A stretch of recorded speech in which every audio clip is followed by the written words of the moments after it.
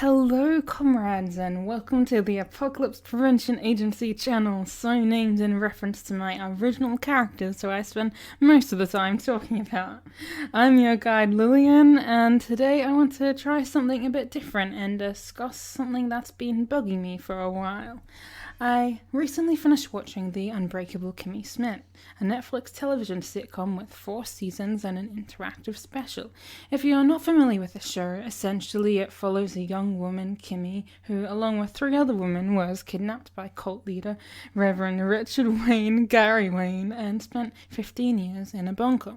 She moves to New York City and tries to navigate all the changes that have happened since she was gone. There's her flatmate Tituss, her employer turned friend Jacqueline, and quite a range of other cast members that flesh out the show. The painfully stretched out end of the first season was rather infuriating because I could not take 87 episodes of completely incompetent characters letting the Reverend get away with everything. And it kind of sucked having the same name as the crazy landlord lady determined to make sure her neighborhood stayed a trash pile forever.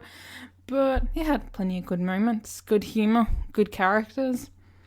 The show has been criticized for its portrayal of race, particularly in relation to Native American, Asian American, and Vietnamese characters in earlier seasons. However, these aren't the criticisms that I want to discuss in this video, because it is a tightrope. It is a landmine trying to write a comedy that is racially diverse without incorporating racially offensive humor, because you then have to ask a million questions about what jokes are okay and which ones aren't, what's taking things too far. If you make jokes at the expense of a character who is a minority, will it inherently be taken as being because they are a minority and being an insult to that minority in general? Because really that's what it's come to. The people who are allowed to get away completely with insulting is white men. What I want to examine today are 2 attempts at gender reversal situations, i.e. episodes in which a female character attempts to replicate the previous actions of a male character, only to end up with different results. These instances are deliberately designed as a commentary on gender, but I believe these portrayals send the wrong messages, and at times were downright demeaning. But not so much demeaning of women as they were demeaning of young men. So, which brings us to case 1. Jacqueline. Jacqueline White was a trophy wife who had intentionally got herself pregnant by Julian Voorhees while working as a flight attendant in order to score a rich husband and enjoy an upper-class materialistic lifestyle. When we first meet her in season 1, we see her life is not as luxurious as it seems. Her son Buckley is an unruly 9-year-old, her teenage stepdaughter Xanthopy isn't any easier to look after, but she doesn't pay attention to the kids anyway. That's what the staff are for. She's far more worried about her relationship with her husband, who continues to stay abroad, leaving her questioning whether someone has replaced her. By season 2, Jacqueline and Julian are getting divorced, and Jacqueline struggles with being on her own now, going at great lengths to maintain a facade that she is still obscenely wealthy and successful. It took me a moment to even rediscover the episode I want to talk about in relation to Jacqueline. Season 2, Episode 3, Kimmy Goes to a Play. The synopsis really undermines the events that actually happen. Tituss puts on a one-man show about one of his past lives. Jacqueline attempts to make her ex-husband jealous. Lillian fights the gentrification of her neighborhood. Coincidentally, this is actually the episode under most scrutiny for being racist, but that's Tituss's arc. We'll stick with our focus on Jacqueline. Jacqueline attempts to make her ex-husband jealous. What does that really mean? In this episode, Jacqueline has a conversation with Kimmy along the lines of her needing to move on from Julian and her previous role as a trophy wife. She takes her dog to get a massage and talks with Doug, the young man working there. She hires Doug to be her trophy boyfriend, placing herself in the position that her husband Julian had been in her previous relationship, and Doug being the new Jacqueline. Doug is treated quite poorly by Jacqueline. She berates him for spilling drinks on the rug and even treats him like a dog. But he complies earnestly because it'll help him with his dreams of becoming a DJ. He's a kind person, but also easily manipulated, and he doesn't deserve the exploitation he goes through, especially later on. The episode concludes with Kimmy making Jacqueline realize that she's just doing to Doug what Julian did to her, but it's an unsatisfying conclusion, and that's because there still seems to be a disregard for Doug. He says, "Because the dopest beat is in here," pointing to his heart, and Jacqueline tells him to get out of my home, and it's pretty mean. I would say it's too mean even for her character. This would really be the opportune moment to show some sympathy, considering she's only just got out of a similar position. But Jacqueline gets to learn some lesson about how she should be an independent woman, and it only comes at the expense of exploiting a poor guy's dignity who just wanted to become a DJ. It wasn't portrayed as this situation is bad because she's treating him poorly, but rather this situation is bad because she shouldn't be trying to replicate a previous relationship and make her ex-husband jealous. Maybe I just gotten sick of the selfishness of all the main characters, and it was refreshing to have one who was wholesome and naive and idealistic, and it hurt to see him put down by the characters we're apparently meant to be rooting for. This story needed a better ending. So it was awesome to see Doug make a major comeback in a documentary-style episode towards the end of Season 4. Episode 3, Party Monster Scratching the Surface. Now he's a successful celebrity DJ. Sort of. Not really. The synopsis actually sums this one up pretty well. An unconventional episode done in the style of a true crime documentary. Doug, DJ Fingerblast, played by Derek Cleaner, attempts to get his idol DJ Slizzard, the DJ name of Reverend Richard Wayne Gary Wayne, to DJ his wedding. The main problem I have with this one is that it brings back the arc I hated from Season 1 of the Reverend manipulating everyone into taking his side. It ends with putting Kimmy and the other Indiana mole woman in a bad light, with the Reverend accusing them of faking the kidnapping, convincing Doug he's just an innocent DJ.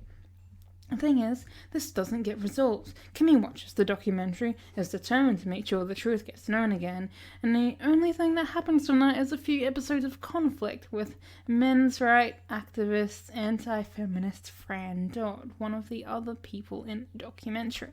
But the thing is, it was Doug's documentary. He was the one so unfortunately manipulated by a man he saw as his idol, his role model, and there was such an open opportunity to resolve this arc. It frustrated me that Kimmy didn't so much as try talking to him because it was her reputation at stake. Instead, Doug is left as vulnerable and manipulated as ever. He's a good kid who wanted to believe the man he looked up to, who had inspired him so strongly, was a good person. I think it would have been more compelling and rewarding to have revisited that perspective instead of the hyperbolic men's rights stuff and the feminism used to counter it.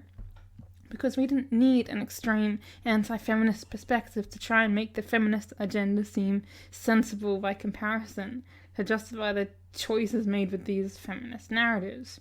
See, we have proof that men suck and we need to fix them young. Just look at this crazy misogynist raging on about the oppression of men and being a total jerk.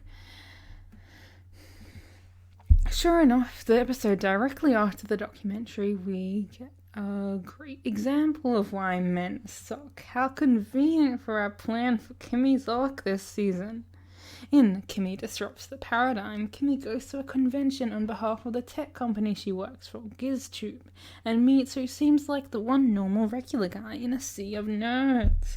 They head to the dance floor, but before anything can really develop between them, the DJ recognizes Kimmy from the documentary as being the wife of the Reverend, because, very much against her will, she was forced to be married to the guy who kidnapped her.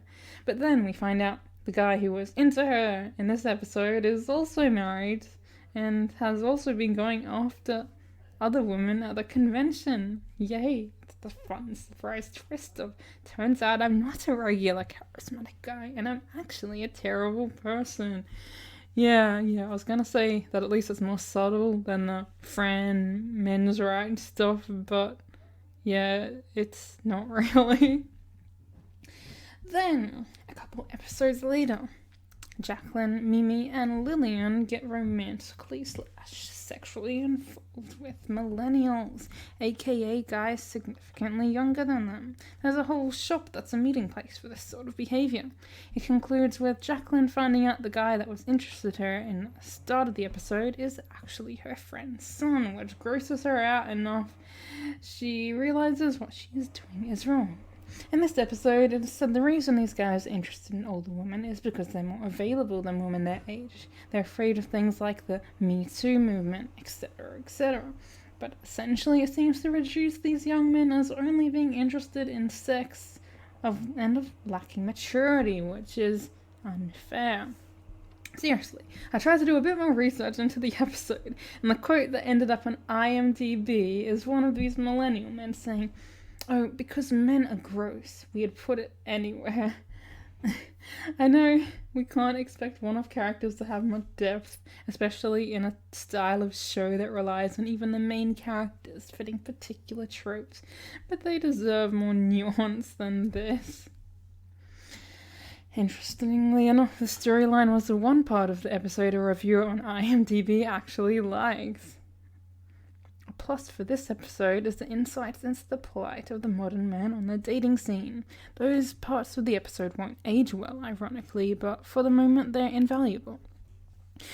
Another reviewer seemed at least a little more on my side, although stuff at Home Basics was head-scratching, to say the least. And before we go any further, I will admit that I have an ulterior motive for wanting a more mature approach to these age gap relationship plot lines.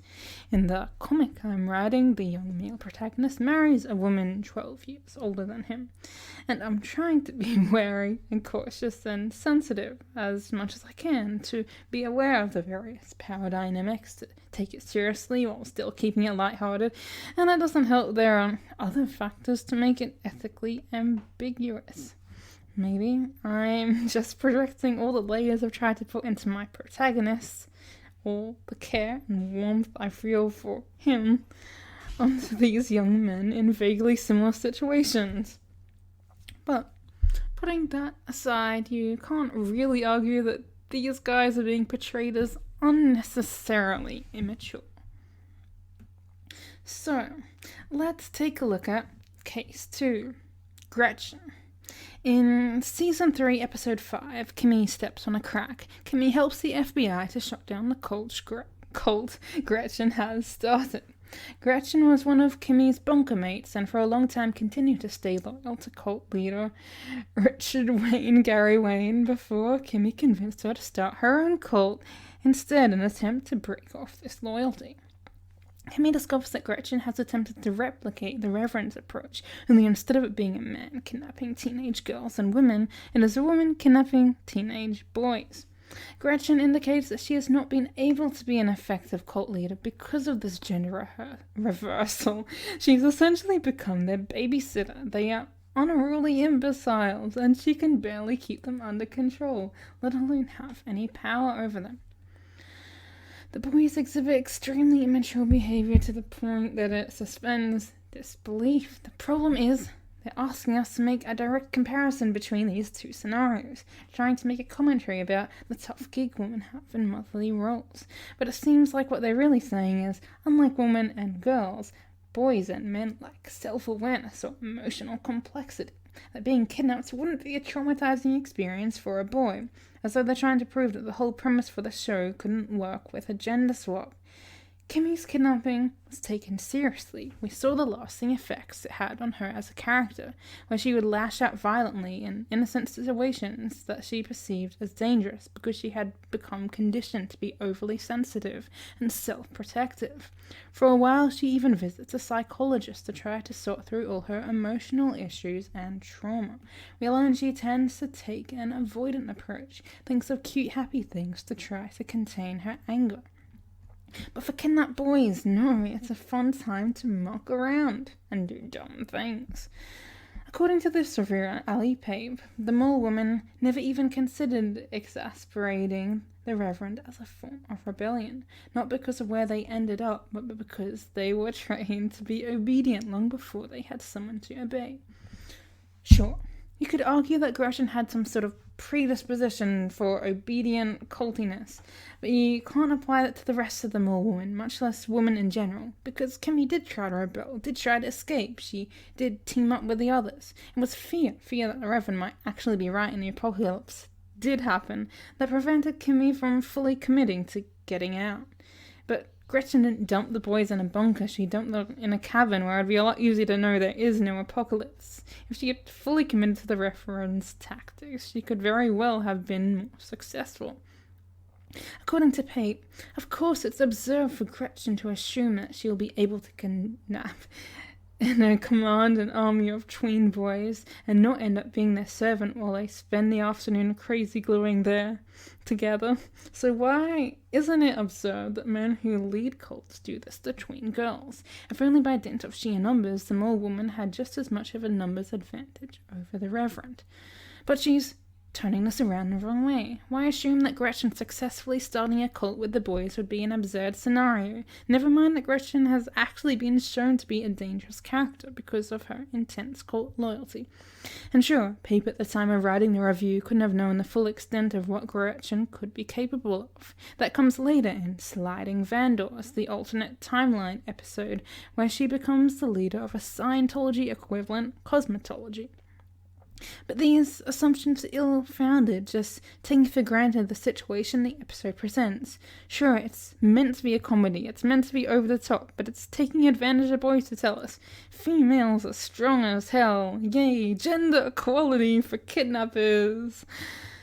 This episode subverts our expectations in a bad way. When the FBI recruit Kimmy to help, we assume that it's a fairly serious situation, that Gretchen would be acting like the Reverend, manipulative and dominating. The subversion is that Gretchen isn't, that this isn't a direct parallel. She's the one feeling fed up and overwhelmed, and even the FBI aren't taking it seriously. Because apparently that's what would happen if the roles were reversed, so it becomes a story about helping poor Gretchen instead, about the roles women are forced into in society. But hang on a sec, these kids got kidnapped. You can't just brush that to the side. Sure, I know it's annoying that there are more and more things being added to the you cannot joke about this list, but I don't think we should joke about kidnapping tween boys for a cult. At least not in a way that undermines the situation they're dealing with. As I said earlier, they took Kimmy seriously when she was in the same sort of situation. According to Ali Pape, the episode demonstrates how much we take male violence against women for granted by showing how bizarre it would be if the roles were reversed. I would agree that it does that and that it is a bad thing. Of course, the issue of violence against women is important, but to insinuate that a role reversal would be bizarre reinforces the notion that women can't hurt men, that women aren't dangerous to men or boys. If a woman can overpower you as a man, then you deserve to be looked down on, and that's awful because men and boys deserve to be taken seriously and treated with respect in these scenarios. Last year I had a social psychology subject, and in groups we were supposed to make a presentation about a social issue. My group considered addressing violence against women, but we decided that the topic, as were other topics of similar nature, were already very saturated in the media. So we turned it around and talked about violence against men and the mental health of men and the scary suicide rates. We actually ended up in a bit of an argument with our lecturer about the appropriateness of our topic. And I think it's really sad that we've reached a point where now, if something affects a group assumed to be in a position of power, these things go ignored. We've come a long way in trying to reduce racism and sexism and comedy, but now we've almost done a 180. We didn't get rid of human punching bags, we replaced them with what would be considered socially acceptable. It's feminism at the expense of men. So, I thought I was done with this episode, but I found another article addressing some of the quotes from it, like about how boys aren't taught how to cook. it's not just a sweeping generalization, it's a one-sided generalization, because generally speaking, there are plenty of jobs that boys are made to do that women tend not to be made to do as much, aka the handyman, heavy labor type jobs, hammering nails and lifting sofas and whatnot. And so, Gretchen learns she shouldn't be doing things like a man. She should run a cult like a woman, which means instead of exploiting boys, she should exploit her fellow women in women's prison, because that's a womanly way of doing things. So, now we do want to reinforce gender barriers and make up stuff about how women do things and how men do things. Great. Excellent. The final season focuses on Kimmy's motivation to help young boys grow into men who respect women. She writes a children's fantasy book, The Legends of Grimulax, full of allegories to this effect. She seems to act with good intentions, but her motivations and approach to writing is a little one-sided. When I went to do a bit more research into the book, I discovered it's actually been published as a real, actual book, so I'll give you the synopsis. Penn dreads the day he will start to become a monster, but it's inevitable. The youngest of his tribe in Grimulax, he knows that as boys become men, they turn into powerful, hairy blue creatures called Grabagorns, and that their solemn vow is to never again be weak. Legend has it that dragons all but destroyed Grimulax years ago during a terrible time known as the Great Scorch. Not one of the Tynet community's girls or women survived, and the men, ruled by the Grabagorn Prime, have lived in mourning and anger ever since. But when one of Penn's dragon traps catches a real live girl named Christy, he starts to question everything he thought was true.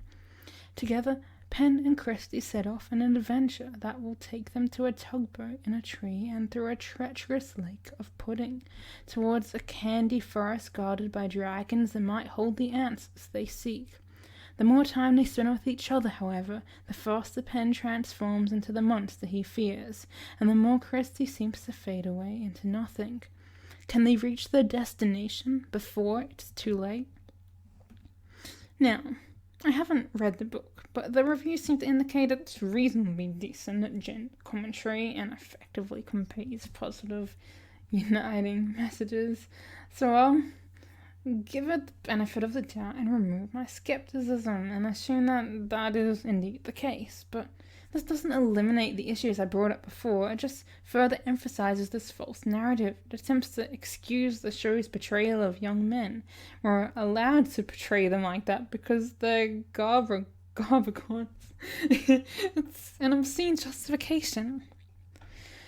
The premise seems absurd. Boys are wired to grow up to be bad people. Boys need subliminal messaging in order to be good people. Well, fear not, for I, Kimmy, have written a fantasy book to cure society. And it's kind of cute and fun that the series ends up popular enough to have a theme park, but it seems like an odd contradiction to try to portray a message of supporting boys, that this book is having a positive impact on boys, when the show itself goes out of its way to dehumanize and degrade teenage boys and young men. Because apparently, young boys still have a chance. Young men are monsters. Now, I'm a young woman. For all I know, men don't really care about being portrayed this way. I'm also Australian, and I love ridiculous Australian stereotypes in TV shows. But I felt compelled to make a video on this because I feel like this sort of thing isn't addressed enough. We're expected to happily soak up all these messages, but it's dangerous. Dangerous to accept these stereotypes and start assuming society is a certain way. As I said at the start, I enjoyed this show, and that's why I think it's important to be critical. So there is a lot more I could talk about, other characters I could talk about, but I think this is a good point to finish up, otherwise I'll never finish making this video. If you want us to check out some of my other videos, that would be awesome. I like talking about the comic I'm working on and making silly short films, and I probably will want to start making more videos like this in the future. You can check out my drawings on Instagram, or subscribe to the channel if you like. I post 8 AM Thursdays, Australian Eastern Standard Time, which is like Wednesday afternoon in America. And yeah, I guess this is the end of the video, so thank you for watching, and I hope you have a wonderful day.